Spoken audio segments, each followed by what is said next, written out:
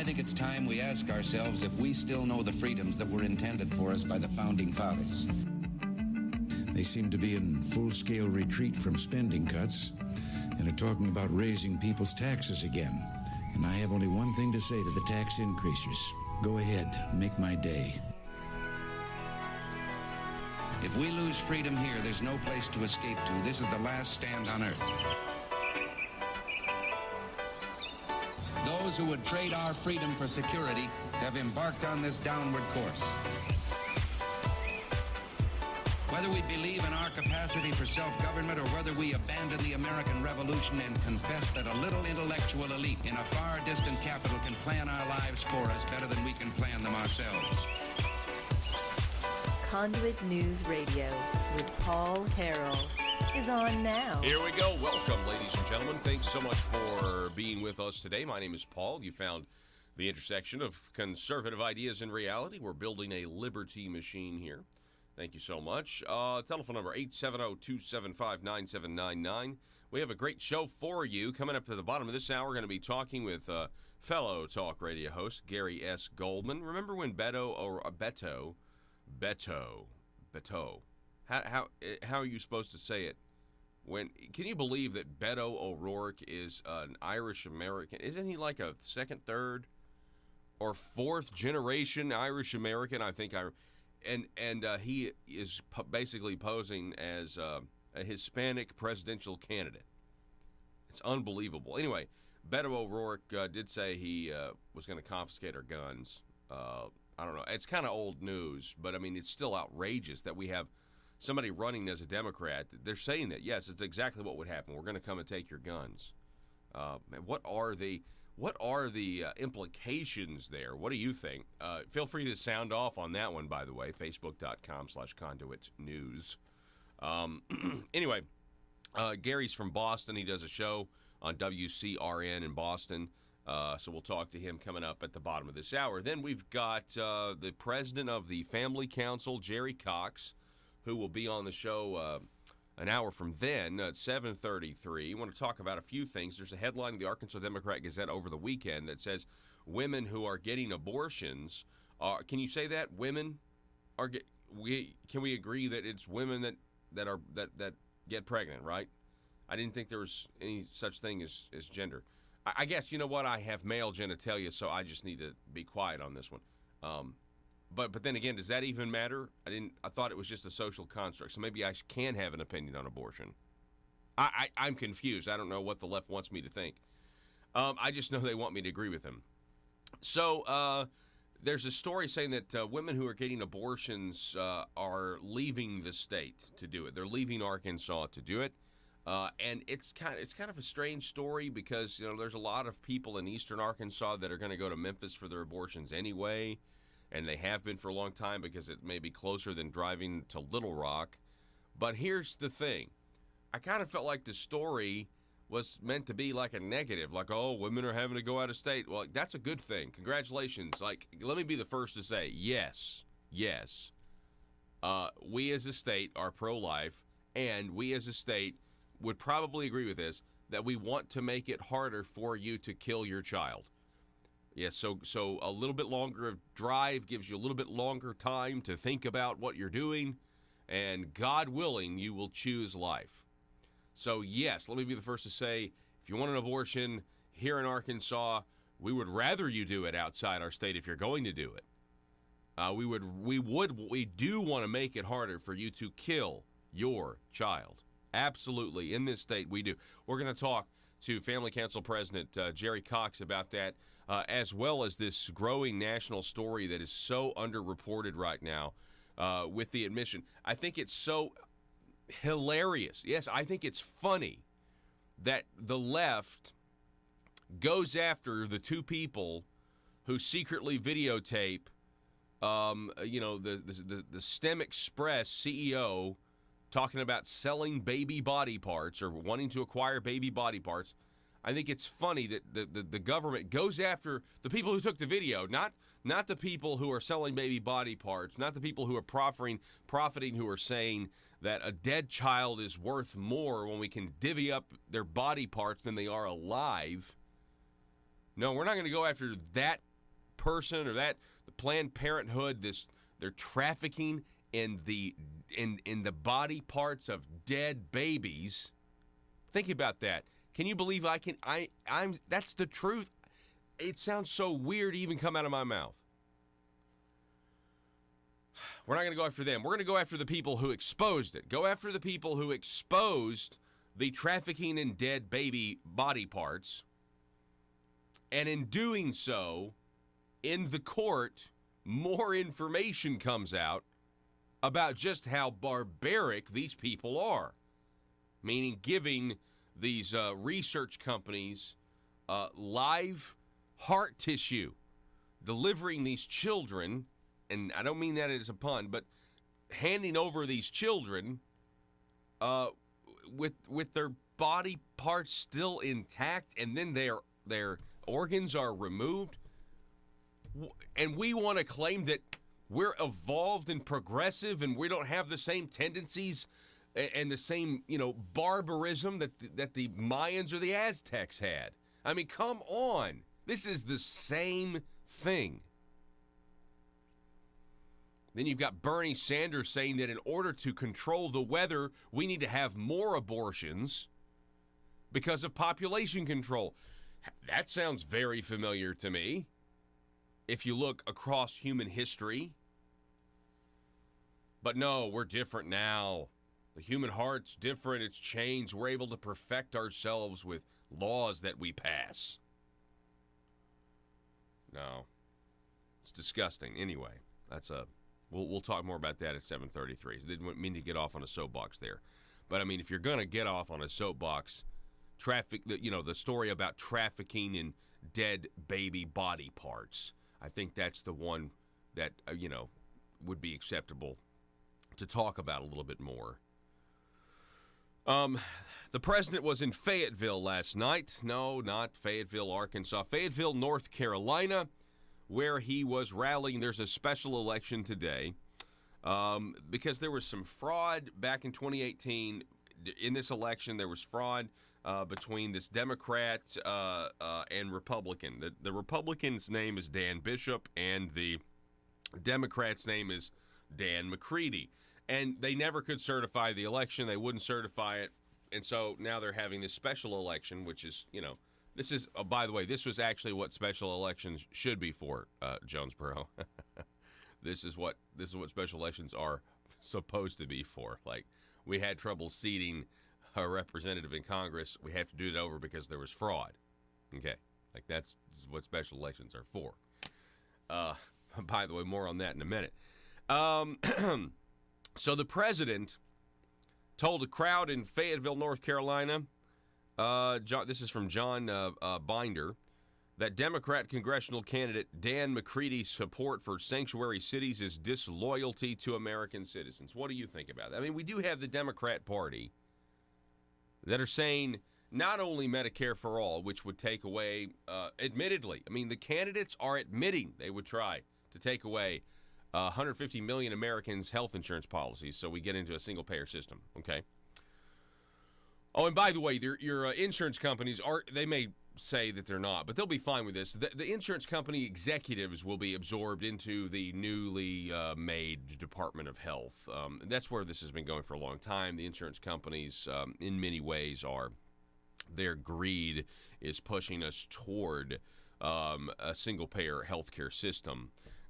Because they will not see that the government being involved in their businesses is actually one of the reasons that this is a huge problem right now. But I digress. But it's not only that they want to take away your health care, they want to give, quote, health care to illegal immigrants. I mean, you talk about being a welfare magnet. Come to America, where you don't have to be a productive member of society because we will not have an immigration policy that is based on merit, based on you being able to, you already have a valuable skill where you're going to contribute. No, that's racist, apparently, if you actually put qualifications. It's like lowering the standard. It's like, by that mentality, why even hand out letter grades in elementary school, junior high, and high school? I mean, right? because that may make you feel bad. Like, what we can have borders and we can decide who comes here. This is every other country decides who gets to come to their country or by what criteria it is. But for some reason, the left just thinks that America is supposed to be. You're supposed, like, when did that even happen? By the way, like, come to America and get on welfare. That's the American dream. No. But so, if you're gonna be for sanctuary cities, and that is what the Democrats are, right? I mean, the Democrats are definitely for sanctuary cities. Is that, as the president said last night, being disloyal to American citizens? Are we going to just sit here and deny the economic impacts of decades and decades of unchecked illegal immigration?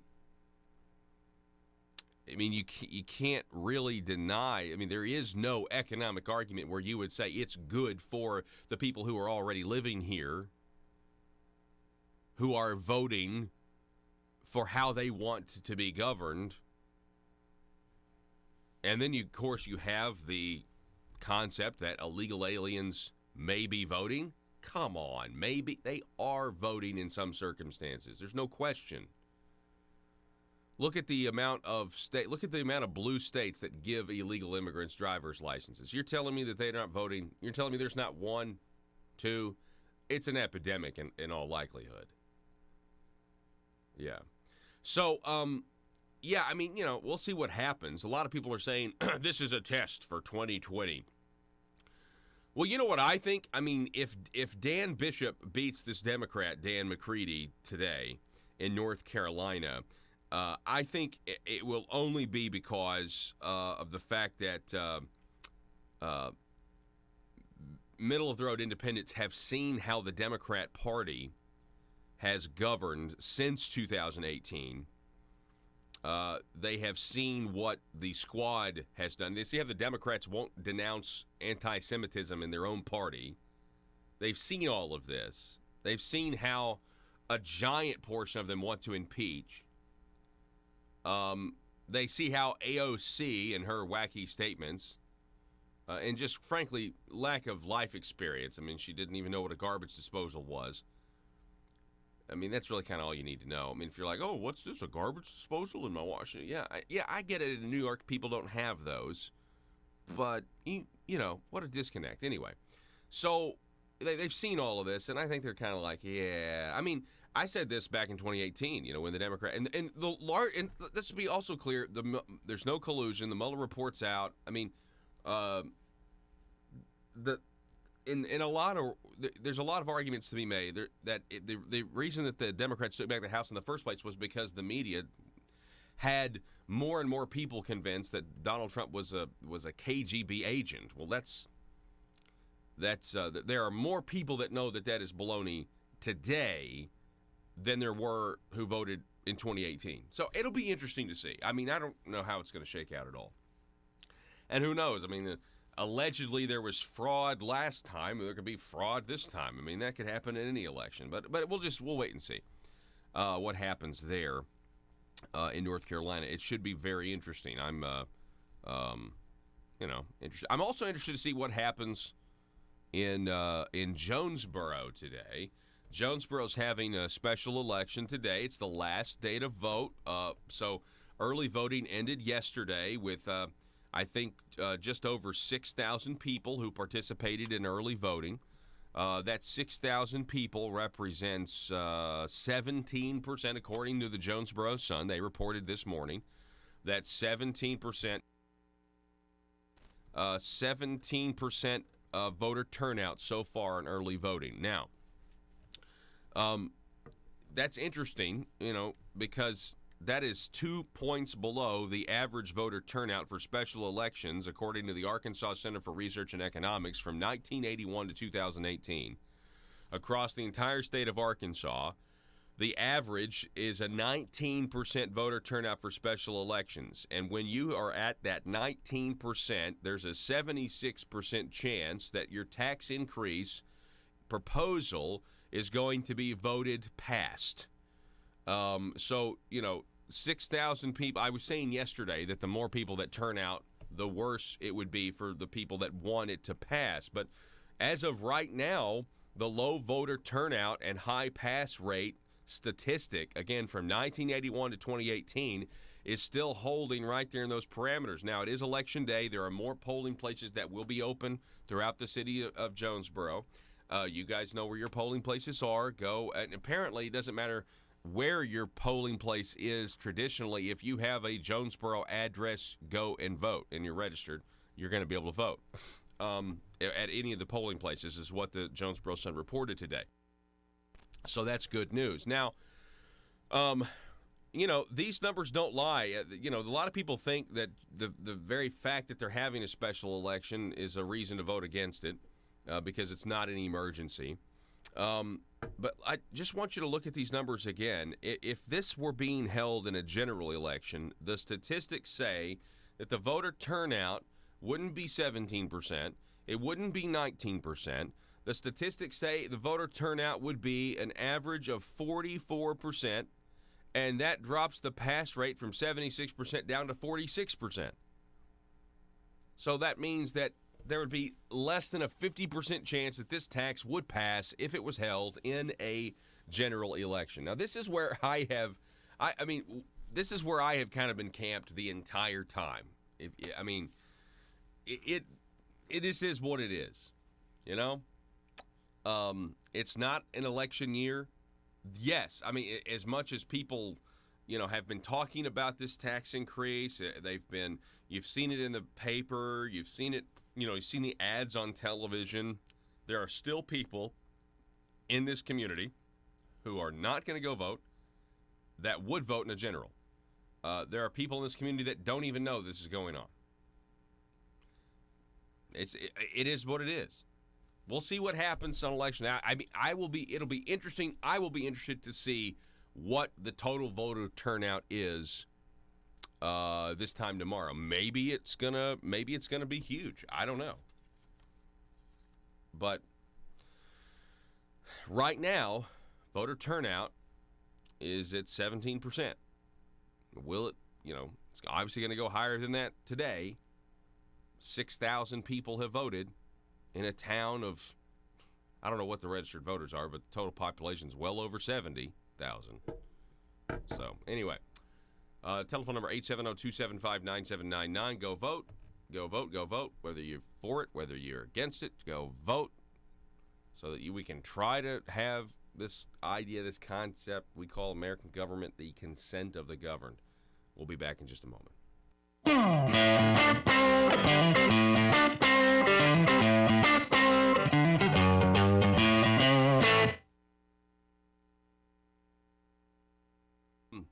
You know her from Justice with Judge Janine. She's Judge Janine Pirro. She's out with a new book, Radicals, Resistance, and Revenge, The Left's Plot to Remake America. Judge Janine, welcome back to the program.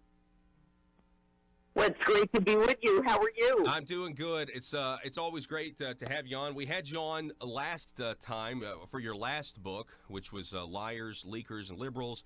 #1 New York Times bestseller. What can you tell us about this new book? Is it kind of a little bit of a continuation from some of the topics you discussed in the last one? Yes, actually it is. When I wrote about Liars, Leakers, and Liberals, I was writing about the upper echelon of the DOJ and the FBI. And when I stepped back, I realized that the corruption was not just at the upper levels of the DOJ and the FBI. As you step back, you see that they were also trying to make changes in America. Bob Maloney here with a developing story from ASA News, The Parrot.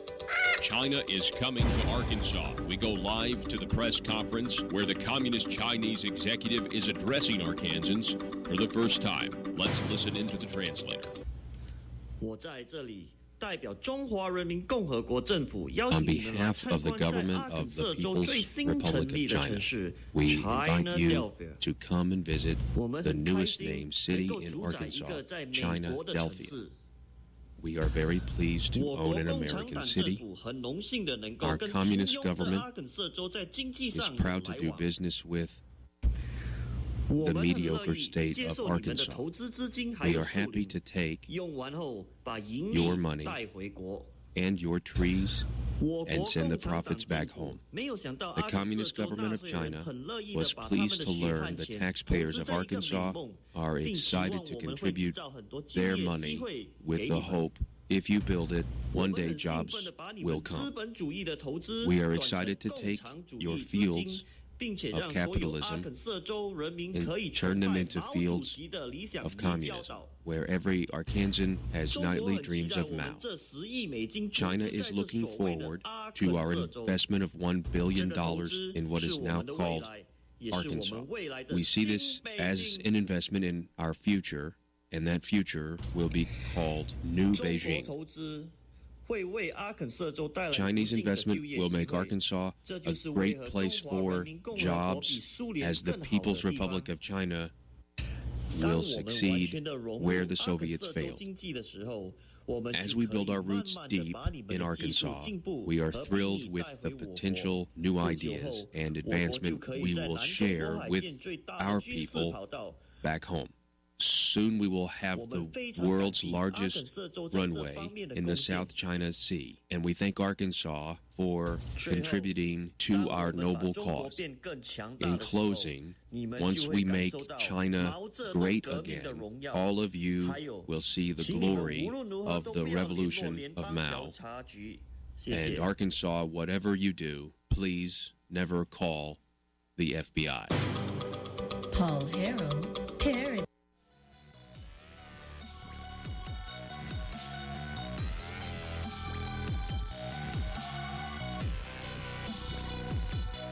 Need your daily news fix? Don't forget to tune in to Conduit News Radio with Paul Harrell. Here we go. Headline, New York Times. Now, this is a while ago. Let's see here. This was back in July, okay? I just decided yesterday to Google China trade, and the first thing that comes up is this headline. No, Chinese investment is what I Googled. Chinese investment in America.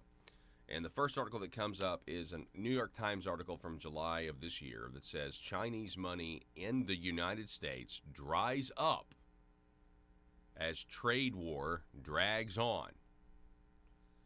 By Alan Rappaport.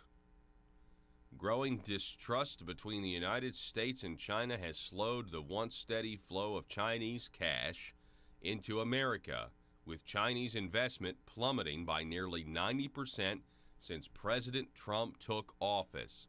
And this is why Arkansas's, count 'em, 6 Chinese deals seem to be on hold, even though we are hearing that the administration is continuing to try to push them and make them happen, the Hutchinson administration. Now, that's number one. Number two is this.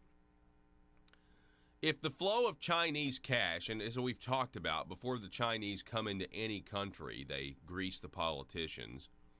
If the flow of Chinese cash was coming into this country legally or, questionably illegally, if that was happening and now it's cut off, I just wonder if there were people who were, expecting it, used to it, addicted to it, and I wonder what they think. I mean, some people's opposition to the Chinese trade war with America, there might be a lot more self-interested people than we think, you know what I mean? Like, hey, I want this end to end because I was enjoying my relationship with the Chinese. It was very beneficial. It was mutually beneficial. I was getting money, and they were getting what they wanted here. And, as I sell off, pieces of my country to the Communist Party of the Chinese government. Anyway, because of President Trump, Chinese money flowing into the United States has decreased by 90%. And I think that is a figure that is underreported and really interesting. It raises many more questions. Back in just a moment.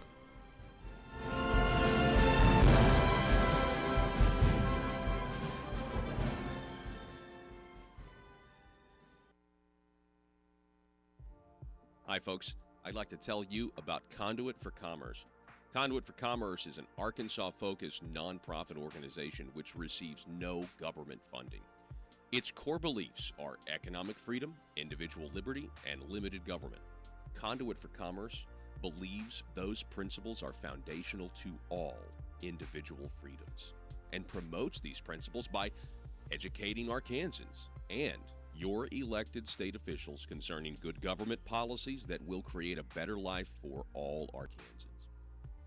These traditional conservative values have proven throughout history to lift people from poverty, achieve individual desire, and assist in the pursuit of happiness.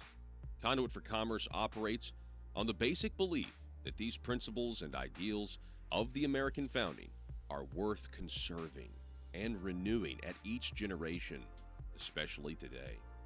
Conduit for Commerce accomplishes this work only through the support and interaction of small businesses as well as individuals. Conduit for Commerce thrives from like-minded Arkansans' participation and partnership. It's only through the support of folks like you that Conduit for Commerce is able to be the conduit to the Arkansas State Capitol. Help us continue as Arkansas's primary small business policy entrepreneur through your financial support. Join us by visiting conduitforcommerce.org. Once you're at the site, click Support Our Cause at the top of your screen. Your one-time or monthly donation will directly impact Conduit for Commerce's mission to promote liberty and economic freedom in Arkansas. Together, we can build a liberty machine. That's conduitforcommerce.org. I call it a plot to remake America. Everything that the FBI and DOJ were doing in liars, leakers, and liberals, the Democrats are now trying to do throughout the country, and that is to change the fundamental rules. And the first rule they're trying to change is the First Amendment, and that is the free speech that we have. If you're a conservative or if you're a Republican, the first thing they want to do is they want to shut down your free speech, prevent you from talking at universities, take you off of Twitter and Facebook, call you a racist or anything else, and then they follow it up with Antifa, which is a bunch of cowards that dressed in ninja outfits and with their faces covered, and the police are standing down at the order of liberal mayors and county executives and not making arrests. So a political correctness and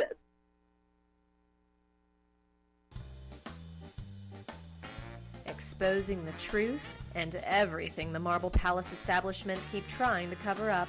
It's Conduit News Radio with Paul Harrell.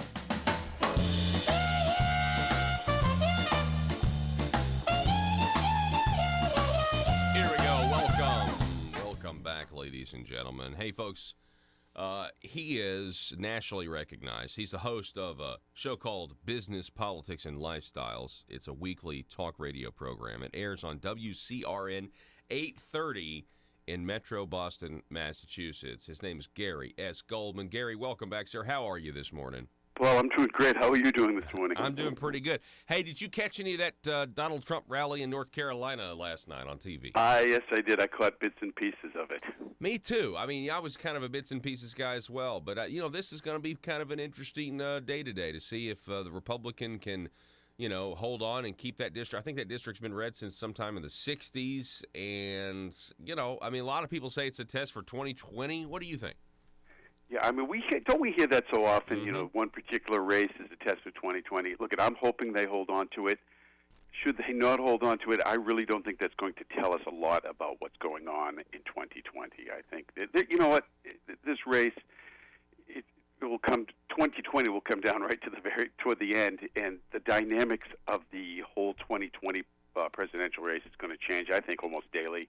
The news media, the mainstream media has a way of just taking any particular story and making it the highlight of the day, and I think that's going to be like the flash every day or several times a week until we get right down to the election. Yeah, that's very true.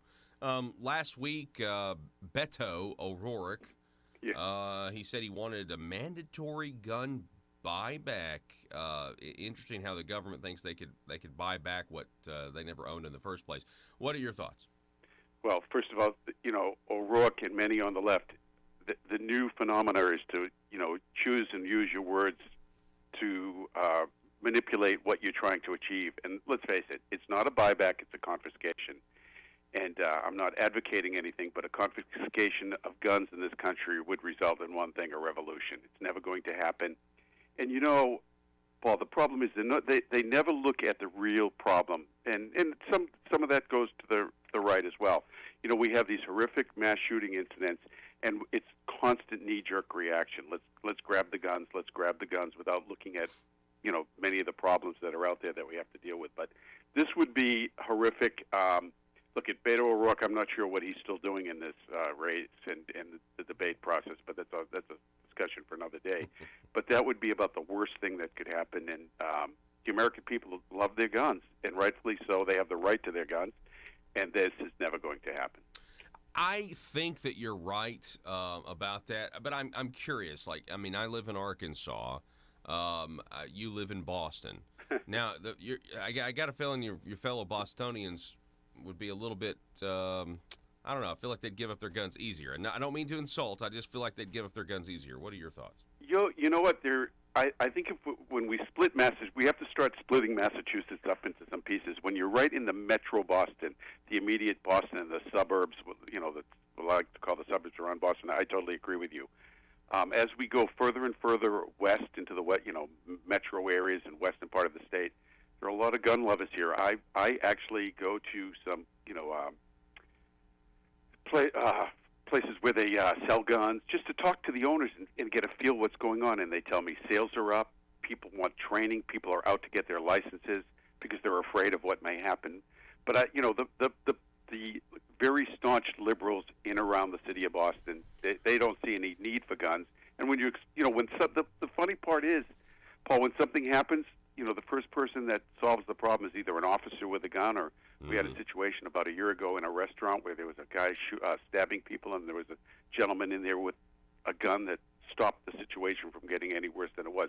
They look for the help, but at the same token, guns, they're bad. It's using the word gun. Somebody is picking up that gun and pulling the trigger, and that person who pulls the trigger is usually not a law-abiding gun owner. It's someone that's out to cause problems in society, and we have to look at where these problems are coming from. Yeah, and again, not to take Beto O'Rourke seriously as a politician or presidential candidate, but I just, for any American politician to suggest gun confiscation and not understand what you're actually talking about, which would be, it would be, I think, a very bloody, tragic thing.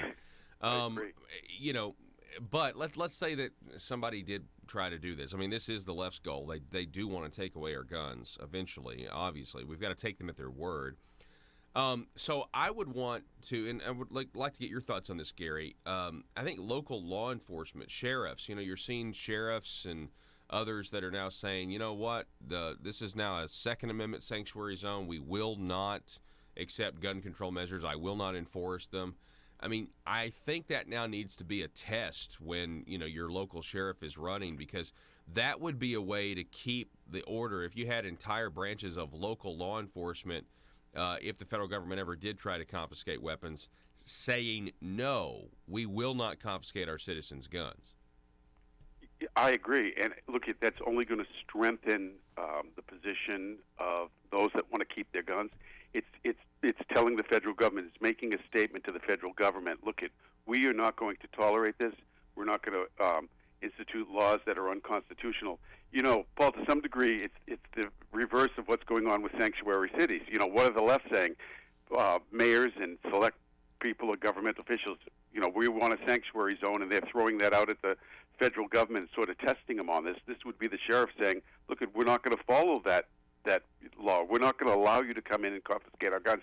And I think you're right. The test would be great because it would send a signal, and I think we need that signal sent, because I don't think, we hear bits and pieces based on the media and social media, but I don't think those running for office, though they say whatever comes to their mouth at any particular time, realize what they will be up against. In reality, they think in their minds, they think there's a number of people that want to give up guns and they'll be able to turn their guns, and I don't think they realize what they will be up against. And I think that would be the best signal to send to them, to let them know if this happens, as you said, there will be a bloody fight on your hands. Yeah.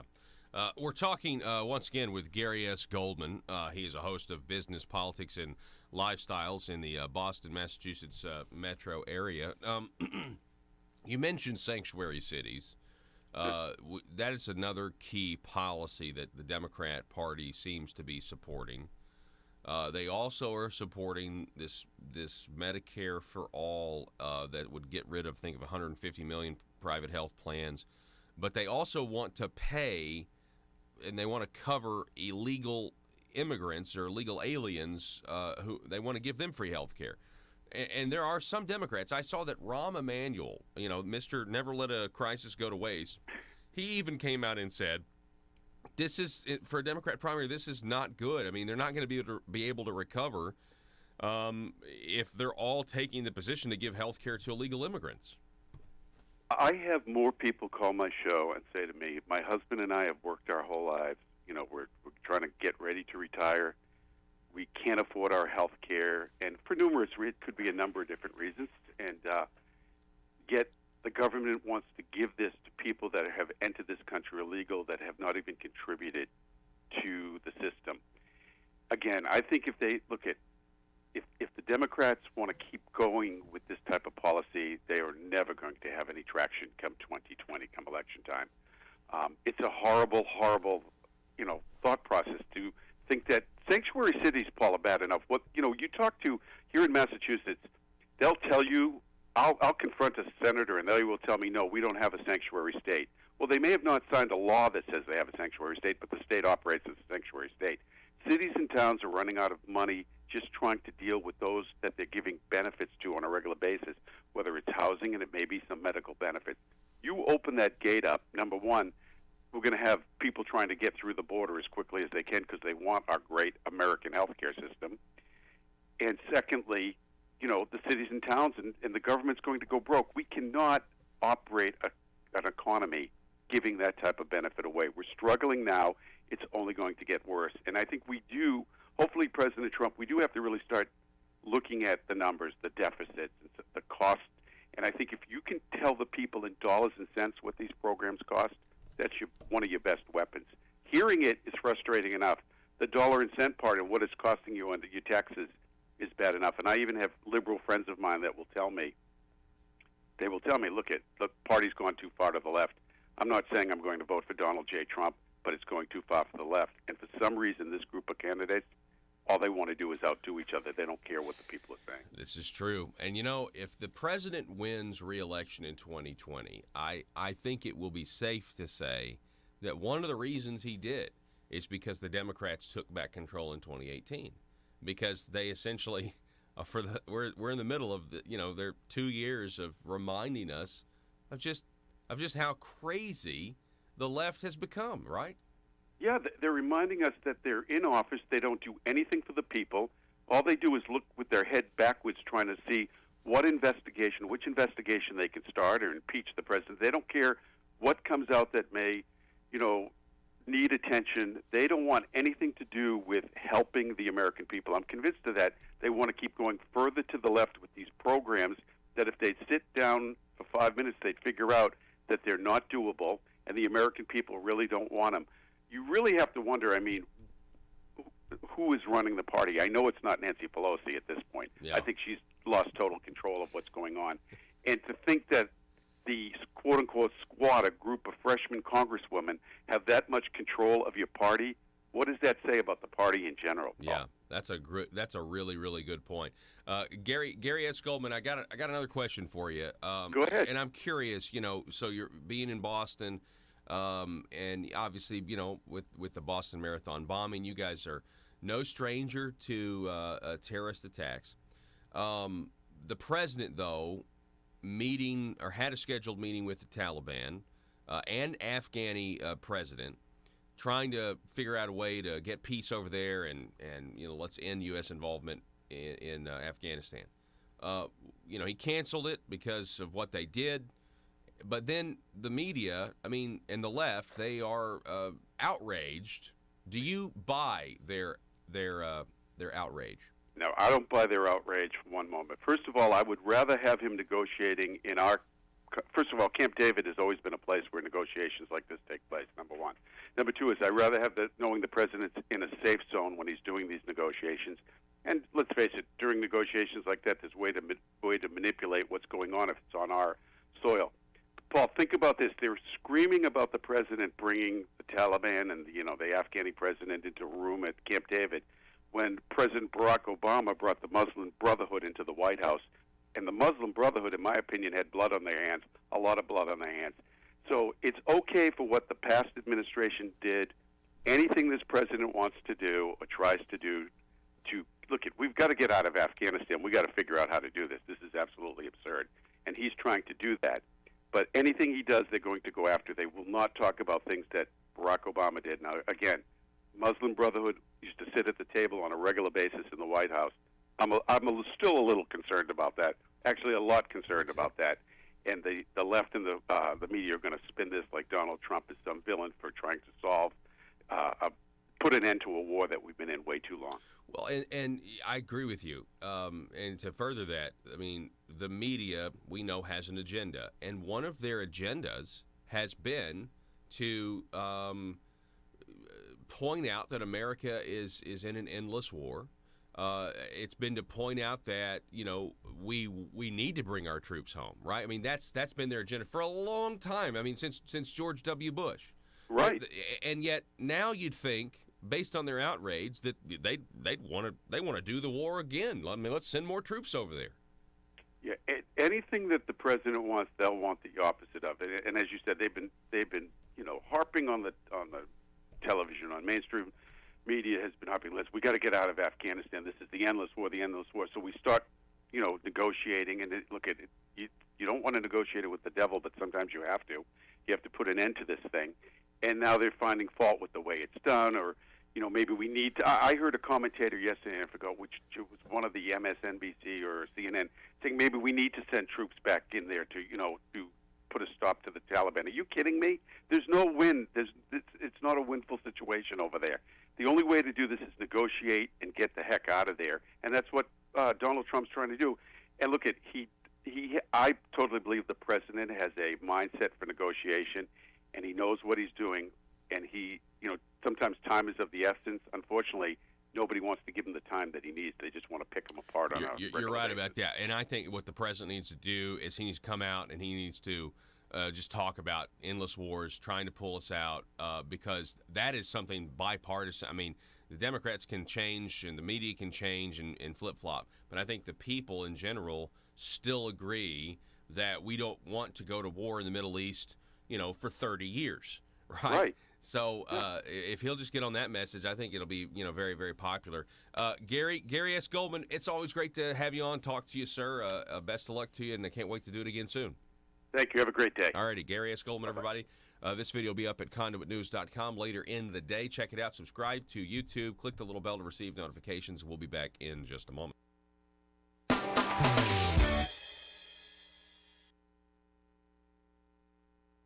wanted to remind you that if you miss the daily live broadcast, you can always catch up and listen across our digital platforms on your smartphone or computer.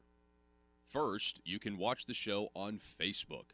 Just use your internet browser and type in facebook.com/Conduit News. From there, select videos on the left side of your screen.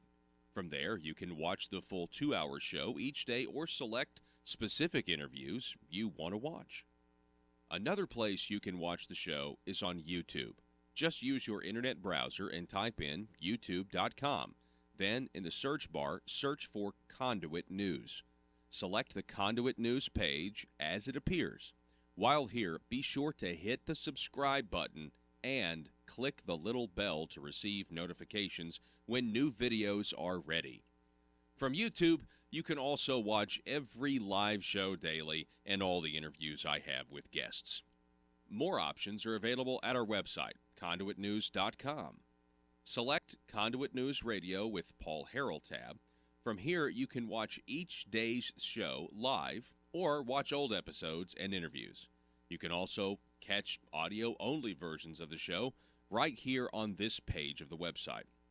For audio-only versions of the show, you have some options. For Apple iPhone users, simply use the podcast app and search Conduit News. Subscribe to the podcast and get each hour of the show automatically in your app daily. You can also download the SoundCloud app from your app store and search Conduit News to find our station. Conduit News is the intersection of conservative ideas and reality. And now you know. You've got many options to watch what we do, listen to what we do, and find out what government is doing in your name. Learn more at conduitnews.com. I call it a plot to remake America.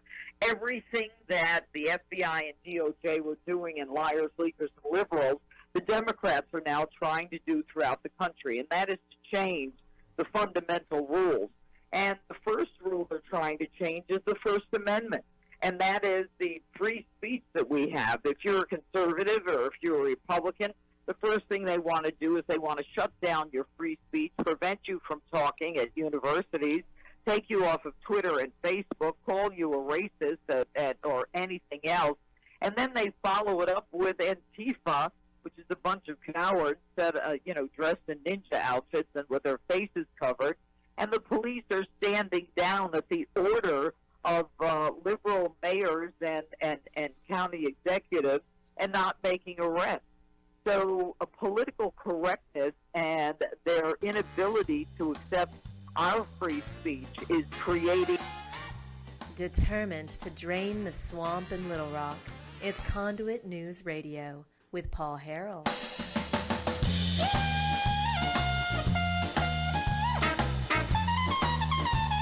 Hey, it's kind of a follow-up to what Beto O'Rourke said.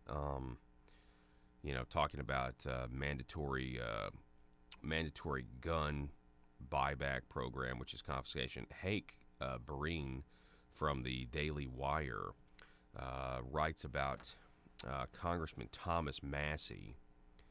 And let me see here. On Monday, staunch conservative Thomas Massey of Kentucky blasted O'Rourke's idea on Twitter, writing a mandatory gun buyback is a euphemism for gun confiscation, and how can they call it a buyback? Our guns never belong to the government. Gun grabbers are clever with language, maybe carefully crafted language, calling it a buyback subconsciously instills the false concept that ownership was granted by the government. That's not how the Second Amendment works. In fact, that's not how any of the Constitution works. This is a fundamental point. Our rights, specifically in the Bill of Rights, but others because we have the 10th Amendment, our rights are not dispensed from the government. The rights are already there as you are born naturally into this world. You have God-given rights. And our founders instituted a government to protect those rights from human beings that would rise to power and attempt to subjugate and take our rights, because that predominantly is the rule of human history. Before America, that's how all countries were for the most part. You had no rights. Whoever had the largest standing army was going to decide what privileges you had, what privileges you didn't. You see this now in communist China where they, try to act like they're capitalists, but the bottom line is they decide, well, you get this privilege, you get this privilege, you get this privilege. And it could be arming yourself. It could be owning a business. That's not how it works here, or that's not how it's supposed to work here. We still have this document called the Constitution, and all it really is a social contract. And it's something I saw where Congressman James Clyburn said the other day that it couldn't, the Bill of Rights couldn't pass today. Folks, that is scary. That is scary. And then you look at all of the social ills that we have and how we are not only lurching towards socialism, but lurching towards totalitarian thought processes where you can't, if there was somebody on the left right now, as evidenced by Dave Chappelle and his stand-up or whoever else, let's say there was somebody who was a committed leftist but dared tell their friend, you know, I'm not really comfortable using the bathroom with a member of the opposite sex. What? You're done. You are done. You are cut off. You are cast out. And this is very dangerous. I mean, just look. I mean, do we have social ills? I mean, have we always had social problems, social ills? Yeah, we have. In this country, we have. But the more people turn to the government to try to solve perceived injustice or perceived social ills, the more we're going to creep towards socialism. I mean, it's the truth. I mean, think about it for a second. We don't have enough fathers being fathers. We don't have enough fathers in the home. Well, first of all, you have one segment of the population that says even suggesting that that's a problem is in and of itself somehow sexist. That you have a whole portion of people that think that fathers are the problem. But we don't have enough fathers in the home. Okay, well, let's set up a policy where we encourage the government to be the father. Let's set up a welfare policy where if you're married, you get less welfare, but if you're single, you get more. That makes a lot of sense. Getting people used to this idea where the government gives you everything. Well, that's socialism. That's socialism. Now we have people, what do you think about a guaranteed basic income? Well, because, inequality. That's a social ill. Wealth inequality. A lack of equality of outcomes. Well, let's turn to the government for that. Maybe they'll fix it. Social ills and socialism. This is where we're headed right now in the country. And it really comes down to a lack of understanding for what American government was supposed to be. What American government hasn't been for a very long time. What President Donald Trump is attempting to do, whether you like how he does it or not, is restore the constitutional republic of this country. And look at the people within the executive branch that are trying to stop him, that have tried to stop him. Look at James Comey. Look at Andrew McCabe. And the Second Amendment, by the way, is a huge part of this picture. Because if you know anything about the Obama administration and what this country survived, and I mean survived, we survived Obama. But if you know anything about Fast and Furious and what that program actually was, it was a false emergency that was created by the government. And if it hadn't been exposed, they were going to shut gun stores down within a certain mile radius of the border because they were claiming that evil gun store owners weren't following the law, and they were going to blame the violence and the Mexican drug cartels getting weapons on American gun store owners, and it was going to be a test case to see if they could just, in the name of an emergency, claim that they're going to shut violence down or end violence at the border, and they were going to blame it on American gun store owners. That is what Fast and Furious was all about. And we survived it. Cheryl Atkinson reported on it, then her computer got hacked. And now she no longer works for CBS News. You got to have a long memory to keep up. You got to watch the ball. And now we've got not leading presidential candidates, but you've got presidential candidates who are saying, well, we're going to take your guns. I mean, that's a thing that's going to happen. Our rights don't come from you. Aren't you glad that your rights don't come from Beto O'Rourke or any politician? They come from a higher power. We've got one more hour coming your way next. Jerry Cox from Family Council at 7:33. Back in a minute. Broadcasting from the Baker Implement Studios. Baker Implement, serving you with 11 convenient locations. This is News Talk 101.3 FM and 12:30 AM KBTM Jonesboro. Hi, folks. I'd like to tell you about Conduit for Commerce. Conduit for Commerce is an Arkansas-focused nonprofit organization which receives no government funding. Its core beliefs are economic freedom, individual liberty, and limited government. Conduit for Commerce believes those principles are foundational to all individual freedoms and promotes these principles by educating Arkansans and your elected state officials concerning good government policies that will create a better life for all Arkansans. These traditional conservative values have proven throughout history to lift people from poverty, achieve individual desire, and assist in the pursuit of happiness. Conduit for Commerce operates on the basic belief that these principles and ideals of the American founding are worth conserving and renewing at each generation, especially today. Conduit for Commerce accomplishes this work only through the support and interaction of small businesses as well as individuals. Conduit for Commerce thrives from like-minded Arkansans' participation and partnership. It's only through the support of folks like you that Conduit for Commerce is able to be the conduit to the Arkansas State Capitol. Help us continue as Arkansas's primary small business policy entrepreneur through your financial support. Join us by visiting conduitforcommerce.org. Once you're at the site, click Support Our Cause at the top of your screen.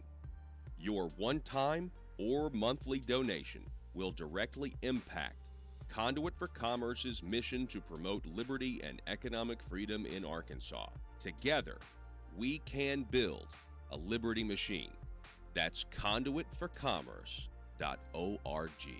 A problem as it relates to the First Amendment. And, you know, even Deborah Messing just last week, when she talked about outing Trump supporters and making sure they never work again in the Hollywood, is indicative of what they're trying to do to people on the right. They don't want us to have free speech or exercise our First Amendment right to vote. And, you know, instead they want to shut us down, make us lose jobs, and, you know, create a narrative where, you know, we are whatever they want to say we are. And that is unconstitutional, but they don't care. And then when you move from there, they go to the economy. They want to upend the capitalist system, change it to socialism, and, you know, everyone will be happy frolicking through the fields until they run out of our money. And then the fundamental presumption of innocence, as you can see with Brett Kavanaugh, who a nominee to the Supreme Court, the closest thing I've ever seen to an altar boy in an adult male, and he's accused of being a gang rapist, while a United States senator basically says she quotes, all women need to be believed and men should just shut up. And he's denied the presumption of innocence. So that's what the book is about, example after example of what appears to be an effort by the left to remake this country.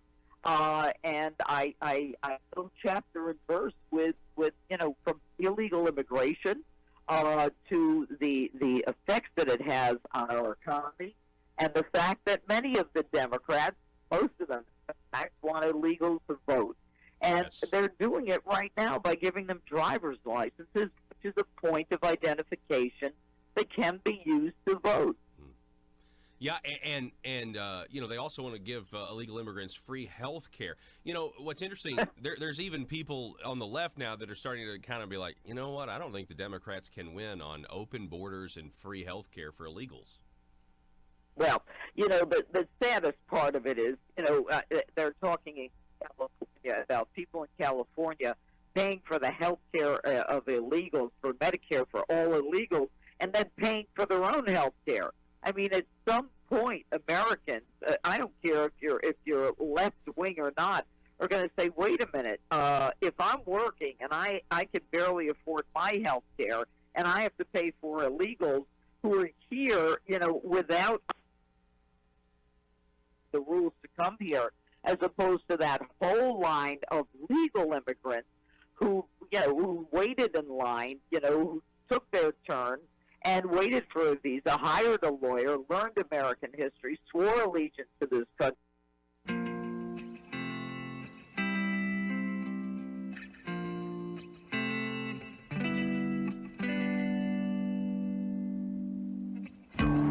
I think it's time we ask ourselves if we still know the freedoms that were intended for us by the Founding Fathers. They seem to be in full-scale retreat from spending cuts and are talking about raising people's taxes again. And I have only one thing to say to the tax increasers. Go ahead, make my day. If we lose freedom here, there's no place to escape to. This is the last stand on earth. Those who would trade our freedom for security have embarked on this downward course. Whether we believe in our capacity for self-government or whether we abandon the American Revolution and confess that a little intellectual elite in a far distant capital can plan our lives for us better than we can plan them ourselves. Conduit News Radio with Paul Harrell is on now. Welcome, he beaver and she beaver. Headline from Doug Thompson yesterday, ex-orthodontist pleads innocent. Is he an ex-orthodontist? So he's not practicing? Ben Burris isn't practicing dentistry anymore? It says a former Northwest Arkansas orthodontist. I thought he was practicing down in Florida, though. He is a former Northwest Arkansas. But it says ex-orthodontist. It just says ex. The headline just says ex-orthodontist. I didn't know this guy was no longer being an orthodontist. Maybe he was abandoning the orthodontist thing and just stuck to being a dentist. That was the whole problem. It's like you had a regulatory board that drove this man to crime. A lot of people, it's like, how'd you become a criminal? I mean, there's an entire movie right now about the Joker. How did the Joker become the Joker? Well, you never know what'll push someone's buttons. Apparently, in this case, with Ben Burris, it was the Arkansas Dental Licensing Board, or the Arkansas Board of Dental Examiners, that basically said, you cannot be an orthodontist and clean teeth. We don't want you to do that. You cannot do that. Cleaning teeth is what dentists do. We want you, if you're going to be an orthodontist, you got to stick with just putting metal in people's mouths and braces and that sort of thing. Embrace the life of braces, and you can't do this other thing. And Ben Burris said, you know what? I'm going to change the Dental Practices Act, and I'm going to give Jeremy Hutchinson a bunch of money. And now everybody knows about it. Ben Burris pleads innocent, though. It is. We do need to note that this orthodontist has pled innocent of the crimes he is being accused of. He now lives in Windermere, Florida, according to the Arkansas Democrat-Gazette. He once managed an orthodontics clinic across Arkansas, multiple clinics. A federal grand jury indicted him back on August 16th with 1 count of conspiracy to commit honest services wire fraud and 14 counts of aiding and abetting honest services wire fraud. Burris lived in either Fort Smith or Fayetteville at the time. See, there was no comment after he entered his plea. He remains free on a $10,000 bond. But this goes to the fact that the indictment alleges that Burris paid Senator Jeremy Hutchinson, $157,500 in legal fees, or money disguised as legal fees. It was really to get Jeremy to pass legislation. Now, Senator Hutchinson pled guilty on June 25th to 1 count of conspiring to commit federal bribery in connection with Burris's orthodontist clinics. Sorry, I can't talk today. Among other crimes involving other health care providers and misuse of campaign funds. Hutchinson, who is Governor Asa Hutchinson's nephew, has pleaded guilty to federal crimes in 3 different jurisdictions: the U.S. Department of Justice's Eastern and Western Districts of Arkansas and the Western District of Missouri. His indictment and Burris's stem from the ongoing federal investigation of corruption in the state legislature. So, John, Ben Burris, sorry about that. Ben Burris has pled innocent of these charges that Jeremy has pled guilty to. So we'll continue watching this, see what happens. 48 states, including Attorney General Leslie Rutledge, have joined a probe against Google's practices. This is a big deal. Google is a monopoly. They are a monopoly. They are the very reason monopoly laws, antitrust laws were invented. Google is it. And, there's also investigation of Facebook, where Arkansas is not going to be a part of the Facebook investigation as of now, but, Attorney General says she's going to keep looking at it. Folks, this is incredible. This is a good thing. I can't tell you how good this is. Alphabet, the company that owns Google, I think, is that also, this really freaks me out, by the way. Does Alphabet also own that company, DNA company 23andMe? That's scary to me, right? Where they, send your DNA to us and we'll give you the results. We're going to keep your DNA, though. No thanks. How many of you out there have done it, though? Don't do it. Do not do it. Anyway, so you've got Alphabet, you've got Google. If you were to, let's say you wanted to lie, everybody's like, Facebook can censor conservatives. Twitter can censor conservatives. They're a private company. Okay, all right. Well, I'm going to start a competitor to them, and it's going to be the conservative alternative, where conservatives can say whatever they want. All right, so it's an internet business. Yeah, how are you going to do it without Google on board? Well, Google will treat me fair. No, they will not. They won't treat you fair. You got to rely on them to get your search results up. They're not going to treat you fair if you actually become a competitor to Facebook. By the way, if you actually become a competitor to Facebook, Facebook's just going to buy you and subjugate, and then there's no freedom of speech. Again, here is the problem with this. Joe, go ahead and cue up, by the way, in the Arkansas Democrat-Gazette article. I've already queued it up. There's a YouTube video that they've embedded from the Associated Press. I want to hear from these U.S. attorneys here in just a moment, or these state attorneys general. If there was, back before the internet, if there was a way to censor, without you knowing, the content that you could see, and I've said this before, but imagine you're driving down the road, and this is me equating the internet as a public space just like you would think a sidewalk is a public space, okay? I'm equating these two. But I want you to imagine you're driving along and you are able to see people outside with signs. I don't know, maybe they're like memes, but let's say that they're on a wooden stick and it's a picket sign, and they're out there picketing for some reason, whatever. Let's say that there's some, let's say there's some stupid thing that some politician's done, and they're trying to raise awareness because the news media won't tell you about it. And so you got this group of local activists. Let's say there's 25 of them. That would cause, you would notice 25 people on a sidewalk with picket signs, right?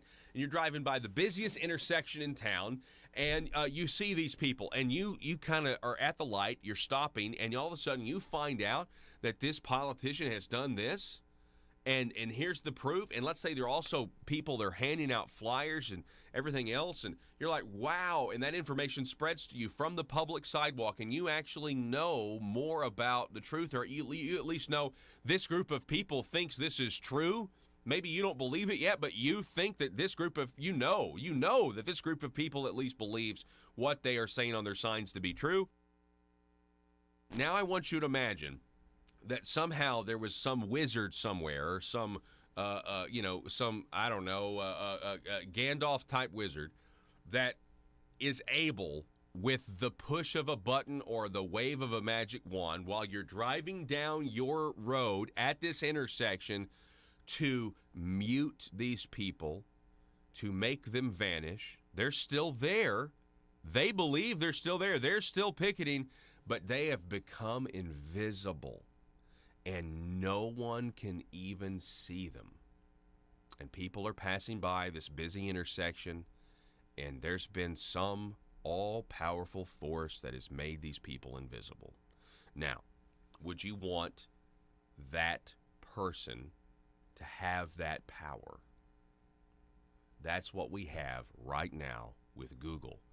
And I know this particular probe focuses on advertising, but it's going to spread even further because they're going to find some of their practices are not right. They're not based on a free market, but it's going to get to the point where something has to happen.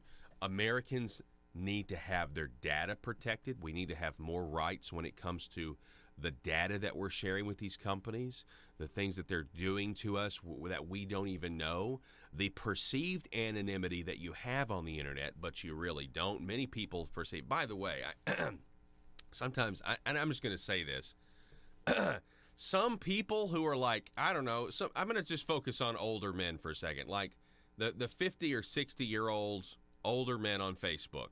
I love you guys, but I've noticed that a lot of you, you post on, let's say there's a photo of an attractive woman or a woman that you find attractive on Facebook, and it's like, the comments are like, oh yeah, or looking good, or hubba hubba. And sometimes I think that these people, first of all, I'm like, where are your wives, number one? But number two, sometimes I'm like, do these people think that no one else can see what they're writing about this photo on Facebook? Has anyone else discovered this phenomenon? It's hilarious to me. I think there's some people that take the perceived anonymity even further into delusion, where it's like, oh yeah, this is a private message I'm sending to this girl on Facebook. It's like, no, it's not. Everybody can see what you're writing about it. Anyway, it's just something to think about. Let's cue up this audio. Yesterday, states are targeting Google in a new antitrust probe. This is what it sounded like. Today, 50 attorney generals from different states and territories are launching an investigation into Google's potential monopolistic behavior. It used to be a day when we searched Google that we would be presented with links unrelated to the Google business. Very compelling analyses suggest that the overwhelming number of query responses relate to Google businesses and or advertisers that pay for that slot within those links. When 50 attorney generals come together, 50 attorney generals send a strong message to Google. And I'm not going to quote Joe Biden, but I am going to tell you it's a big deal. There's no question that Google is the market dominant player when it comes to internet search, with nearly 90% of a share. And there's nothing wrong with being the dominant player if it's done fairly. That's what our investigation intends to uncover and reveal, whether Google has played by the rules and acted fairly. There's a fine line sometimes between aggressive business practices and illegal ones. Usually the line is very clear. And again, our investigation will determine whether Google has crossed that line. But the question for us today is whether Google has strayed from its founding principles to not do evil in its search and relentless drive to be the market dominant player. And again, that is what our investigation together, bipartisan, jointly, will uncover. So there's Democrats and Republicans, as well as Attorney General Leslie Rutledge from Arkansas. The Democrats and Republicans there, announcing this. Did you know that that's Google's message statement? You know, their statement is to not be evil. Did you know that, Joe? Let me Google this real quick. Okay, Google mission statement. Let me see what it says. Google's corporate mission statement: to organize the world's information and make it universally accessible, useful. Hang on now. I thought it was to not be evil. Let me Google mission statement. Not be evil. Let's see here. Don't be evil. Googlers generally apply those words to how we serve our users, but don't be evil is much more than that. Yes, it's about providing our users unbiased access to information. It's not. It's just not unbiased anymore, I think, is the problem. Gizmodo reports that Google removes "Don't be evil" clause from its code. Oh, that's what it was. Now I'm remembering. They used to have a clause that says "Don't be evil" from its code of conduct, or in its code of conduct. Gizmodo reports that Google's unofficial motto has long been the simple phrase, Don't be evil. You know, like Elvis, don't be evil to a heart that's evil. But that's over. According to the code of conduct that Google distributes to its employees, the phrase was removed sometime in late April or early May. Archives hosted by the Wayback Machine show Don't Be Evil has been part of the company's corporate code of conduct since 2000, when Google was reorganized under a new parent company, Alphabet, in 2015. Alphabet assumed a slightly adjusted version of the motto, do the right thing. However, Google retained its original Don't Be Evil language until the past several weeks. The phrase has been deeply incorporated into Google's company culture, so much so that, like, don't be evil, like, don't build a super spying machine, kind of like Skynet for the Chinese government to continue to oppress their people. Maybe don't further this social credit score nonsense that's about to happen. That people desperately want to control. This is about control. This is about power. Why is the left doing all of this stuff, folks? They're doing it because of power. They really, really, really are buying into this idea that the majority of people around them are not smart enough to govern their own lives, and they need help to do the right thing. And so they are willing to oppress them. And that's the bottom line. And they think that they're doing the good thing. They think that they're being benevolent. It's about power and control. They want power over us.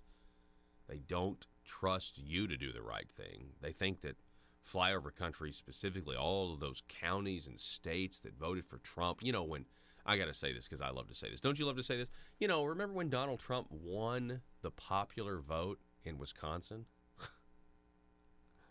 Do you remember when Donald Trump won the popular vote of the state of Pennsylvania? Or when Donald Trump won the popular vote of Florida? Oh, man, that was like the first one to fall. Or when Donald Trump won the popular vote of Ohio? Oh, man. Or when Donald Trump won the popular vote of the great state of Arkansas? Man, all these people. The popular vote of Texas. Wow, that was crazy, right? Oh, man.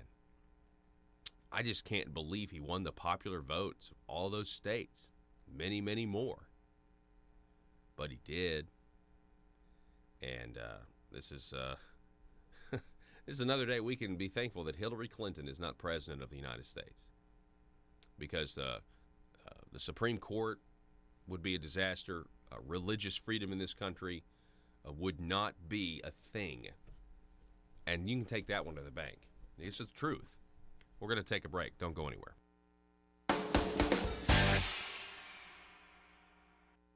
Are proud to be a part of this country. You know, these illegals are just jumping in front of them. Yeah. And, you know, you have to say, how long can the social net afford them? With education, medication, health care, as soon as they get here, you know, a place to live, as well as, you know, food stamps immediately. They have nothing. In 1 month, 144,000 came in a month of October, and they all had to be housed and fed, and children need to go to school. The schools can't suffer anymore. A lot of these local school districts don't have the ability to hire teachers who speak all the different languages, let alone have classes big enough to take care of everyone. We're talking with Judge Jeanine Pirro. You, of course, watch her on Fox News every week. Her new book, Radicals, Resistance, and Revenge, The Left's Plot to Remake America. Now, Judge Jeanine, in your first book, you did mention about in Arkansas, this conspiracy. Every single hour there is a politician not getting what they want. For some, it's an absolute nightmare. The sleepless nights wondering if progress will ever come. Lying awake pondering how to grow government in this political climate. Asking questions like, why don't my constituents want to pay a few cents more in taxes? Everyday politicians feel abused and neglected. These politicians are starving for power. They're hungry, confused, and they don't understand why no one seems to care. Will you be a patriot and commit today to help these poor, starved for power public officials? It's simple. All you have to do is commit to stay silent and never dissent or stand in the way of your politicians' rise to power.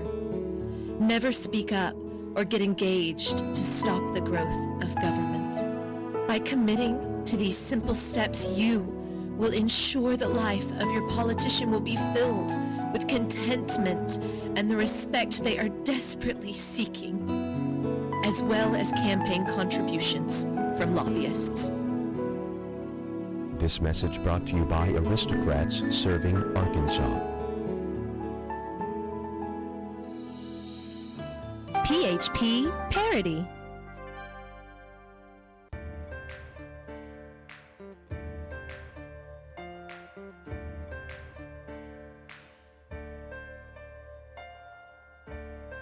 Bringing you your daily dose of truth. It's Conduit News Radio with Paul Harrell. Here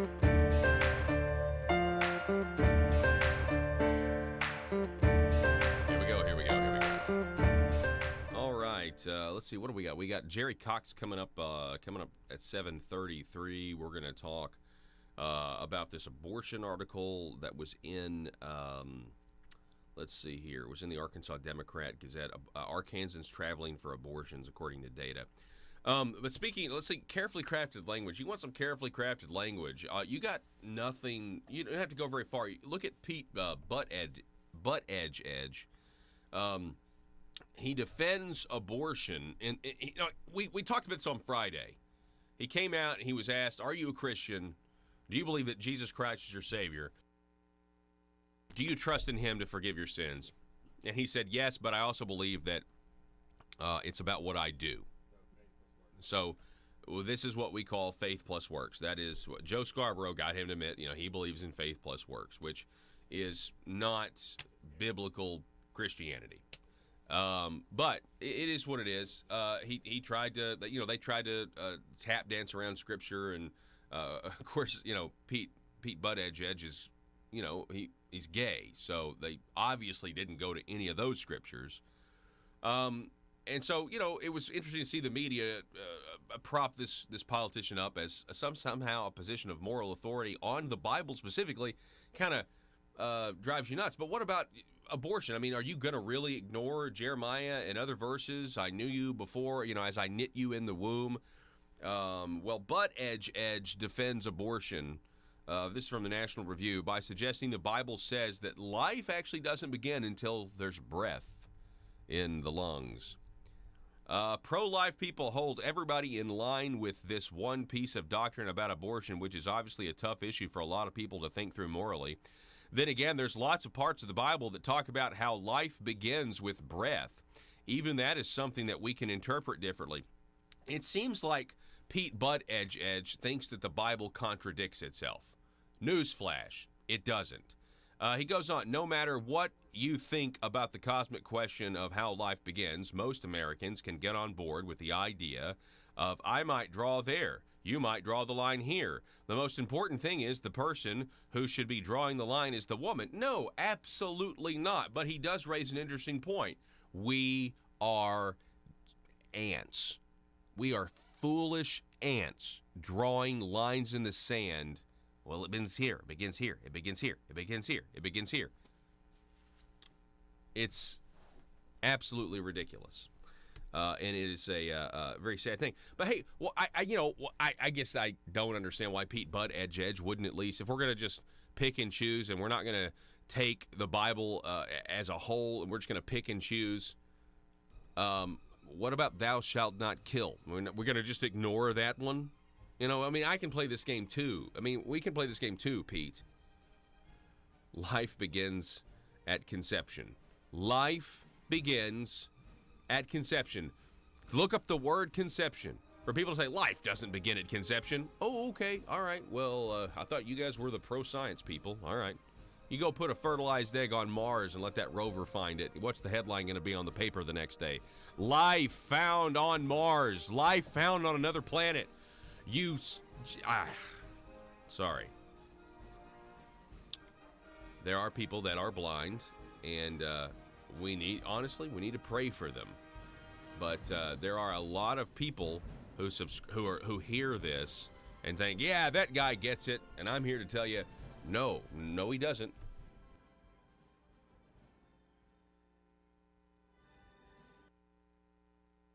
I wanted to remind you that if you miss the daily live broadcast, you can always catch up and listen across our digital platforms on your smartphone or computer.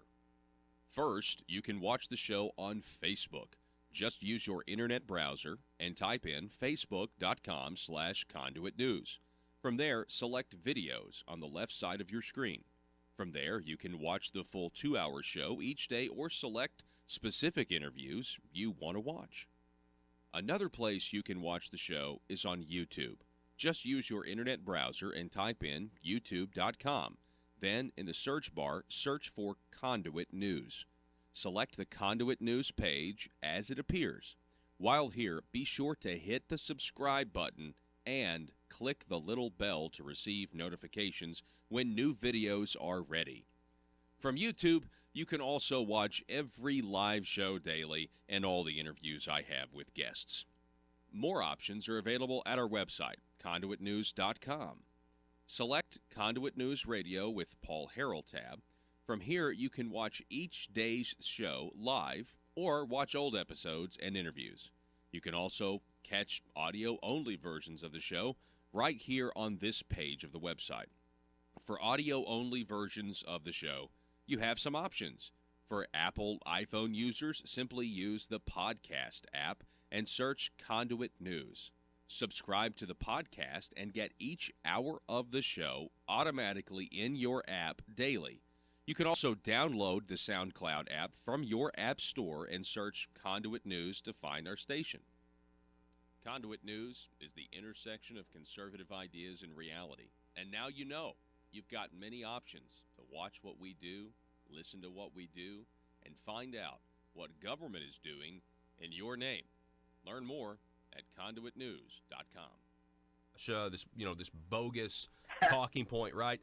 And a lot of that stuff, I mean, I knew about it. You obviously knew about it, but it wasn't as mainstream as it is now. I mean, the stuff you wrote about in your first book, Liars, Leakers, and Liberals, is now much more mainstream with the Inspector General's report that came out, the other one that we're looking forward to. And so, I mean, can you talk a little bit about what your new book, when it talks about Comey, Brennan, Clapper, and what the Justice Department may do to them moving forward? Well, it's funny. If you want Liars, Leakers, and Liberals at the time that I wrote it, I mean, none of the Mueller report was not out. But it turns out that everything I said in Liars, Leakers, and Liberals came true. If you want to know the history of the Russia collusion delusion, to get that book, which amazingly was right on point on just about everything. Look, I knew James Comey. I worked with James Comey. I was the elected DA when he was the United States Attorney in the building next door.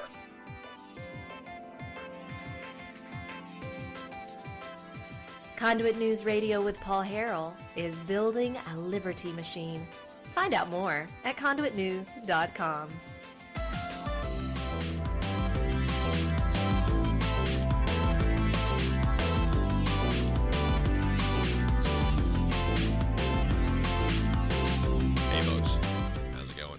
Welcome back to the program. This is hour number 2, kind of in the home stretch here, folks. He is the president of the Family Council here in Arkansas. He's been fighting for family values, traditional American values, at the Capitol in Little Rock here in Arkansas for decades. His name is Jerry Cox. Jerry, how are you, sir? Well, I'm doing well, Paul. How are you this morning? I'm doing good. I'm just trying to bring people the news.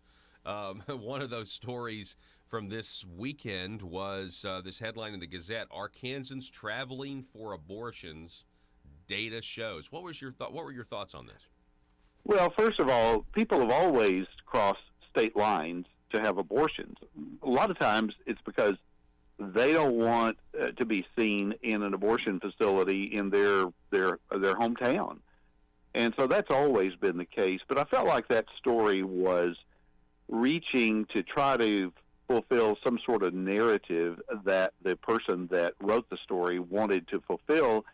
To me, it just didn't fit that much, because actually the number of people leaving Arkansas to get abortions is not all that high. And in fact, the story kind of was like, oh, no, this is terrible that people are leaving Arkansas to have abortions. And I thought to myself, I said, we wouldn't be upset if people were having to leave Arkansas to buy meth, for example, or to engage in human trafficking. Abortion is bad. I mean, it's a scourge on women who are being preyed upon by these abortion doctors because the women feel like they don't have any other choice, but they do. And obviously, it takes the life of an unborn child. That's unacceptable as a means of birth control, and we all know that. So I found it kind of bizarre, in a way, that a responsible journalist would write such a story as if we need to protect this barbaric and awful practice that's going on here in Arkansas and in other states. Yeah, I felt the same way. I mean, I know it's statistics. People are reporting the numbers. Again, it says here in 2017, about 1 in 5 abortions that Arkansans obtained took place out of state. That number right there, it could just be because people live in the Eastern District of Arkansas, don't want to travel longer to Little Rock. They'd rather go into Memphis and Tennessee. Well, and that's true. Yeah, Paul, and that's true if you live up in Fayetteville area. Tulsa is a lot closer than Little Rock is. If you live down in southwest Arkansas, then people may go down to Texas or to Louisiana, down in Shreveport. So that's always been the case. But see, I think the liberal media wants to paint this narrative that, oh no, these abortion laws have made it so that women are suffering now. Well, I got news for you. Women are suffering terribly because they had an abortion, and they have deep regret for it because of it. And, I think women are beginning to take matters into their own hands. They know that there are other choices now where they don't have to be backed into a corner and abortion is the only way. There's adoption, there's keeping the baby, there's other options for them. And so I think we're seeing them exercise that. In fact, Paul, it's undeniable that the number of abortions nationwide is way down. Yeah. It's down to about where it was back in the 70s, and that's true here in Arkansas. It's about half what it was back in the early 1990s when I started working in this arena. And so there have been great strides made, and I wish that reporter that wrote that story would have talked about that rather than this sob story somehow that people can't get an abortion in Arkansas. The truth is they can, and I think it was just unfortunate the way the story was put together. Well, and I'll say this, I don't even mind. I mean, even if the premise is true, that, Arkansas's anti-abortion laws are making people travel out of state to get abortions, I got no problem with that. Like, isn't that the point? I mean, we're trying to stop abortion, and I would rather them have a longer drive and have to think about, we're trying to stop you from killing your child, Yeah, I mean, that's the reality of it. And so you're exactly right. And to my point earlier, if people had to cross state lines to engage in human trafficking, we would say, great. I mean, we don't want it to happen over there, but we're glad it's not happening here in our state. Or if they had to cross state lines to engage in other bad activities, we would say, well, good, at least it's not happening here on our watch in our state. And that's what we're striving for. And, to the people that may be facing an unplanned pregnancy, they need to know that there are compassionate people out there at the pregnancy centers that are around the state. There are over 40 of them, way more of them than there are abortion facilities, who will help women with an unplanned pregnancy. Our goal ought to be to reduce the demand for abortion so that people just don't want to get one. And we're getting there. And I think this is unsettling to the people that somehow think abortion is still a good thing, and it's not. You mentioned Planned Parenthood, these, preying on women. It is almost, they make money off of the abortion, and we also know that they are now engaged in selling the body parts of children, and so the incentive is really disgusting to me. A matter of fact, big story that very few people want to talk about. is the STEM Express CEO admitting in court to selling beating baby hearts, intact baby heads. This is an effort by California to go after, I think, the two people who are heroes in exposing this practice, but they're going after them saying that you shouldn't have recorded them. You recorded a private conversation, you broke our laws. And yet, in doing so, more information is coming out about the barbaric practices of the abortion industry. Well, and see, that story should have been top of the page in the newspaper. It should have been top of the news on the evening news.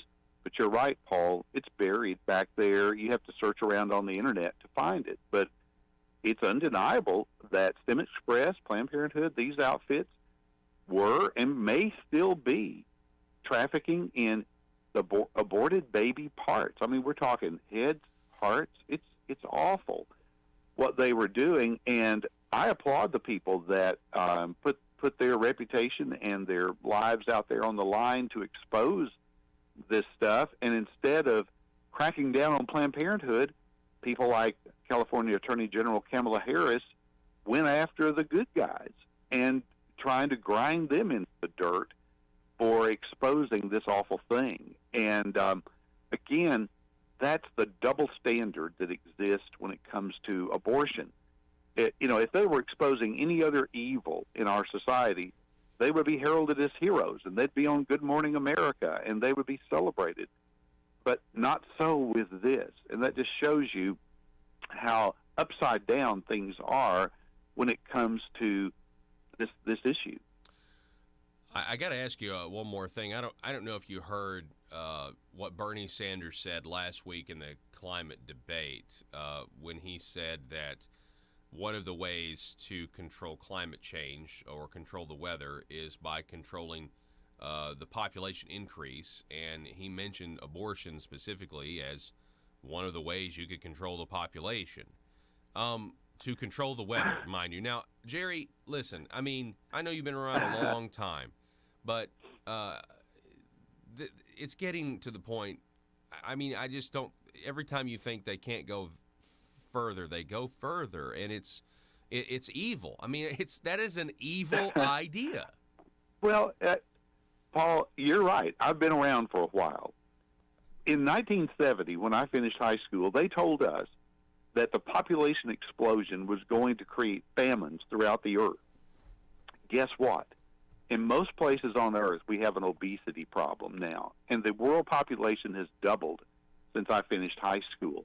You know what? Humans find a way. We find a way to feed ourselves. We find a way to make a go of it. And these people have been crying gloom and doom ever since I was a kid. And I think they're kind of disappointed that it hasn't happened. And so Bernie Sanders, is just misguided on that, as they have been for generations. We're talking with Jerry Cox. He's the president of the Family Council here in Arkansas. You can check out familycouncil.org. Jerry, right now the headline I got on the screen right now is social ills and socialism. We kind of talked about that a little bit earlier today, but there's social ills. One of those in Arkansas, I kind of feel like is this gambling issue that continues to. I guess it's something that we seem to be relying on more and more as a funding stream, whether it's the lottery or whether it's the new casinos coming. And now there's a new petition effort to expand that further. Tell us about that. Well, there's an effort to put arcade gambling machines in, about 15,000 of them, up to 15,000, in convenience stores and restaurants all over the state.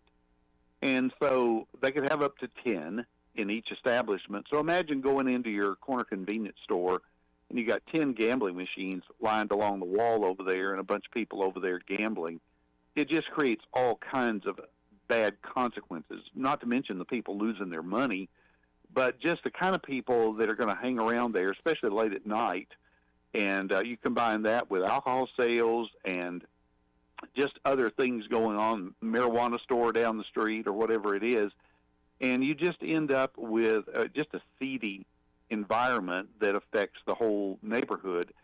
I think it's a real dangerous thing for a government to become in any way dependent on taxes from something that hurts its citizens, like gambling, or even alcohol and tobacco for that matter, because then the government has a vested interest in continuing to promote that and try to get people to drink more or smoke more or gamble more as a way to raise its own revenues. And the studies have proven that for every dollar that a government raises off of something like drinking or gambling, it costs about $10 in social ills because somebody has to clean up the mess.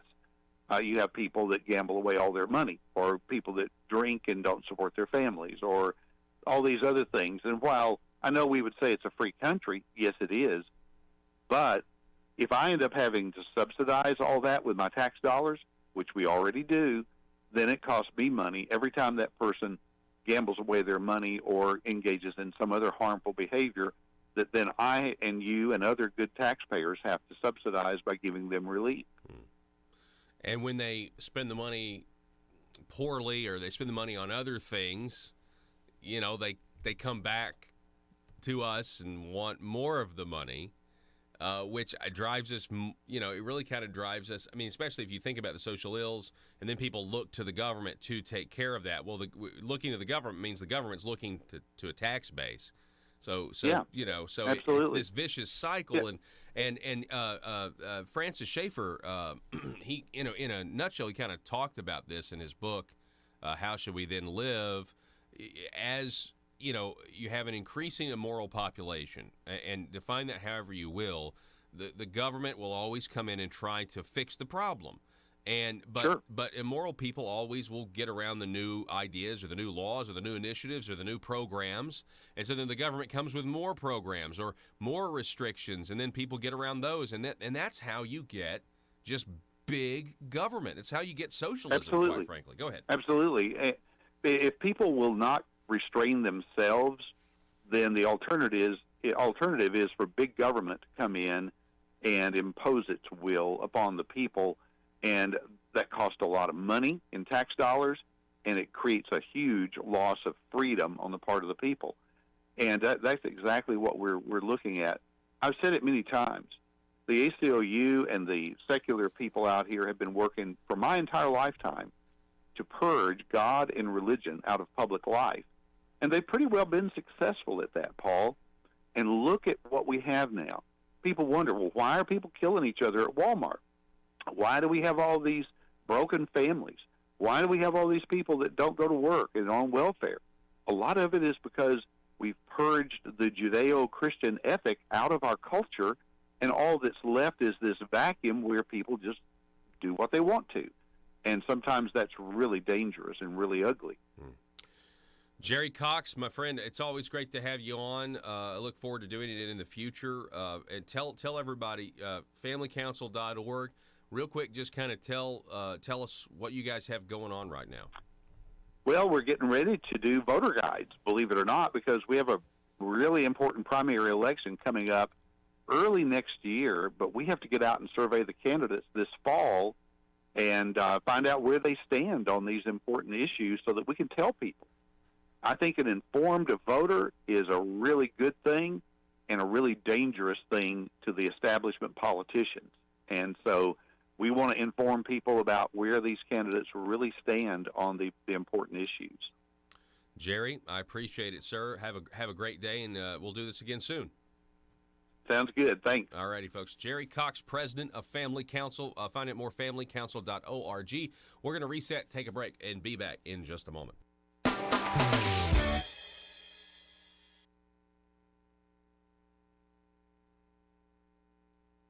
I wanted to remind you that if you miss the daily live broadcast, you can always catch up and listen across our digital platforms on your smartphone or computer. First, you can watch the show on Facebook. Just use your internet browser and type in facebook.com/Conduit News. From there, select videos on the left side of your screen. From there, you can watch the full 2-hour show each day or select specific interviews you want to watch. Another place you can watch the show is on YouTube. Just use your internet browser and type in youtube.com. Then, in the search bar, search for Conduit News. Select the Conduit News page as it appears. While here, be sure to hit the subscribe button and click the little bell to receive notifications when new videos are ready. From YouTube, you can also watch every live show daily and all the interviews I have with guests. More options are available at our website, conduitnews.com. Select Conduit News Radio with Paul Harrell tab. From here, you can watch each day's show live or watch old episodes and interviews. You can also catch audio-only versions of the show right here on this page of the website. For audio-only versions of the show, you have some options. For Apple iPhone users, simply use the podcast app and search Conduit News. Subscribe to the podcast and get each hour of the show automatically in your app daily. You can also download the SoundCloud app from your app store and search Conduit News to find our station. Conduit News is the intersection of conservative ideas and reality. And now you know. You've got many options to watch what we do, listen to what we do, and find out what government is doing in your name. Learn more at conduitnews.com. And the truth is, he's an extremely bright guy. And I say that as an indication of what he did and the decisions he made to try to frame a man running for president and to rob the American people of their choice for president. And that's why I call it the radicals' resistance. They resisted everything that we did in putting Donald Trump in the office. So the Inspector General has come out with 3 reports, none of them making Comey look very good. And the latest, of course, saying he's a liar and a leaker. But the Attorney General made the decision not to indict Jim Comey for his actions in lying and leaking. But I think that what will happen and what the American people will see is once the Attorney General gets to the issue of the FISA court and the fraud that Jim Comey and the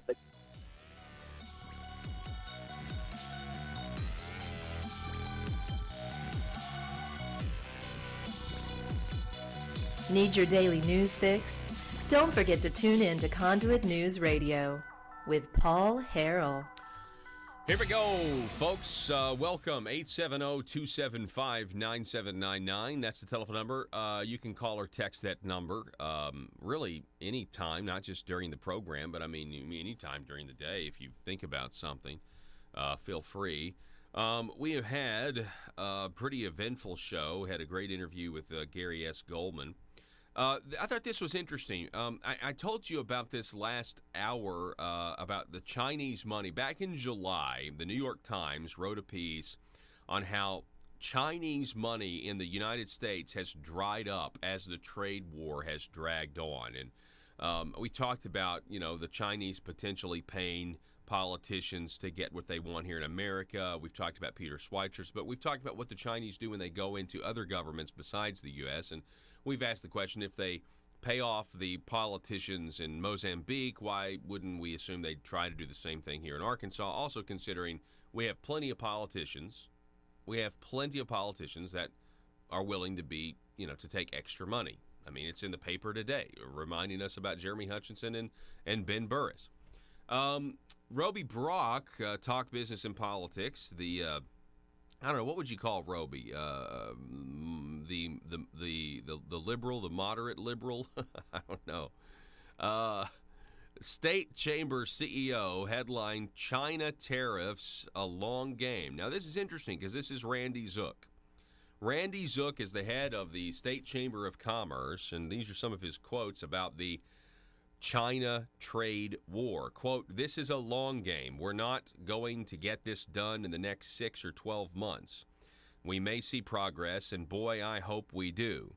I think the best thing that could happen in the near term is passage of the U.S.-Mexico-Canada agreement, the replacement for NAFTA. That would be a big signal and a great move for the Congress to make, and we need them to do that as soon as possible. We've got a new agreement with Japan. There are other opportunities around the world, likely with the United Kingdom and South Korea.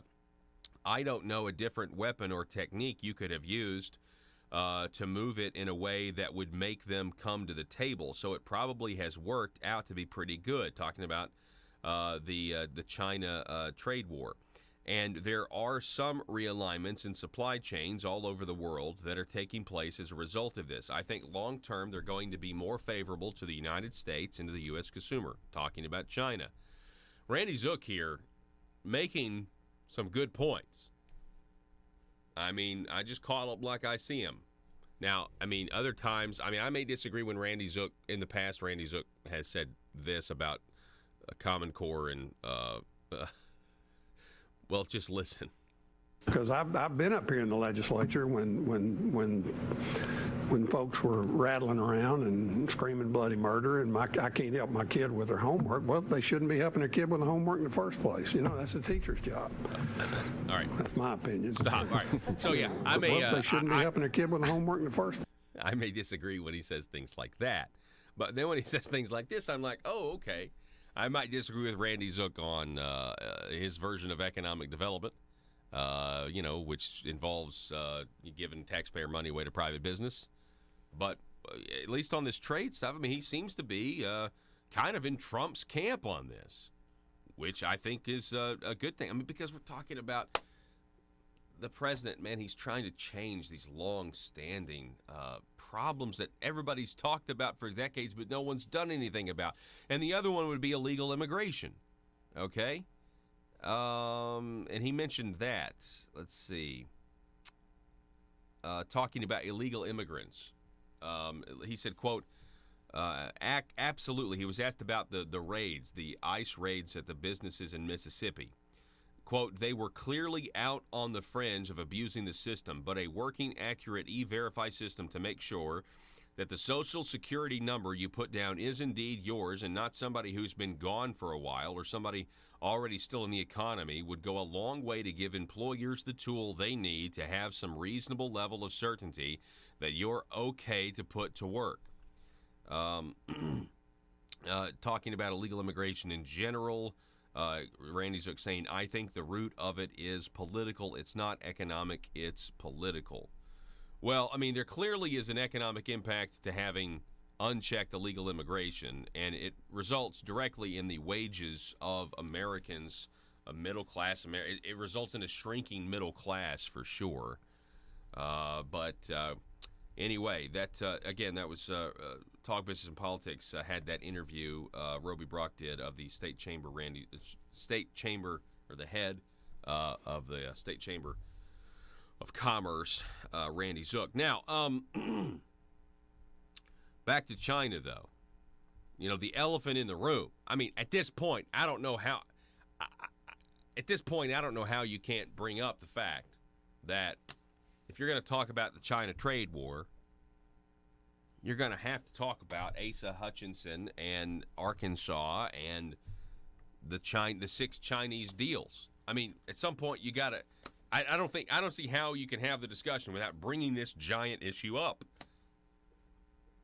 That we're attempting here in Arkansas. We are attempting to do these deals with the communist Chinese and everything else. It's anyway. Here's the meme of the day, by the way. I'm frustrated about this. This is courtesy of rect.wretch on Twitter. Must be on Instagram. This must be I got a feeling this guy's a Christian. Rect.wretch. Pro-choicers, they're taking our right away. The unborn. Is it your first time? This is a meme from the Ballad of Buster Scruggs. James Franco with a noose around his neck. If you've seen the movie, this is kind of a meme where you got to watch the Ballad of Buster Scruggs. Yeah, that's. It. You can assume that this is not his first time at the gallows. Yeah. It wasn't his first time at the gallows in the movie. It was his second time, and he's like, first time, because the guy next to him is like, Anyway, it's a Netflix film. It's kind of weird. It's a very weird Netflix film. But anyway, it was it was all right. So we'll post this up at Conduit News Twitter. Hey, I want to remind everybody, if you live in Jonesboro, this is the last day to vote. Do you want to pay more in taxes? Do you want it to stay the same? This is the time to do it. Go vote. Let your voice be heard. Right now, 17% has turned out, and the average with special elections is 19% and a 76% chance of passage. So you got to go vote. Broadcast